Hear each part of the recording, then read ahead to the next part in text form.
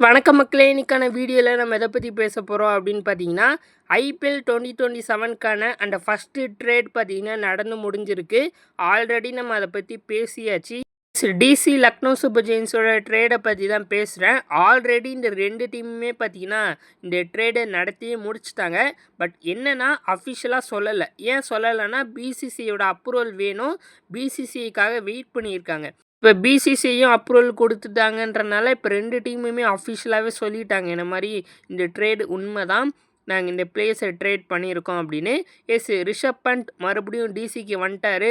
கடைசியாக 2020 அப்போ டிசிக்கு விளாண்டாருன்னு நினைக்கிறேன். எனக்கு மறந்து போச்சு.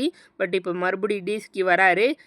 டிசிக்கு அந்த ஓப்பனிங் பேட்ஸ்மேனாக கண்டிப்பாக விளையாடுவாருன்னு நினைக்கிறேன். ஏன்னா அந்த ஓப்பனிங் தான் அவங்களுக்கு கரெக்டாக அமைய மாட்டுது.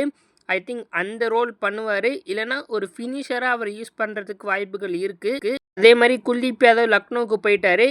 டிசியை விட லக்னோவுக்கு தான் இது சூப்பரான ட்ரேடுன்னு நான் சொல்லுவேன்.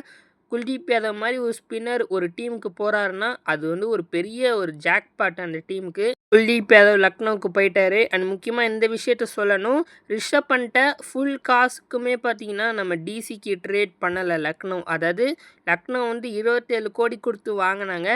அந்த 27 கோடிக்கு அவரை ட்ரேட் பண்ணலை. வெறும் 15 கோடிக்கு தான் ட்ரேட் பண்ணியிருக்காங்க.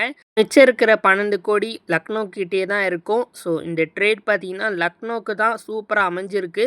அண்ட் அஃபிஷியலாக இந்த ட்ரேடையுமே சொல்லிட்டாங்க. ஸோ சூப்பரான விஷயம். இதுக்கப்புறம் இதே மாதிரி இன்னும் சூப்பரான ட்ரேட்லாம் கண்டிப்பாக நடக்க போகுது. Especially Hardik Pandya to CSK நிறைய பேர் அதை தான் ரொம்ப எதிர்பார்க்குறாங்க.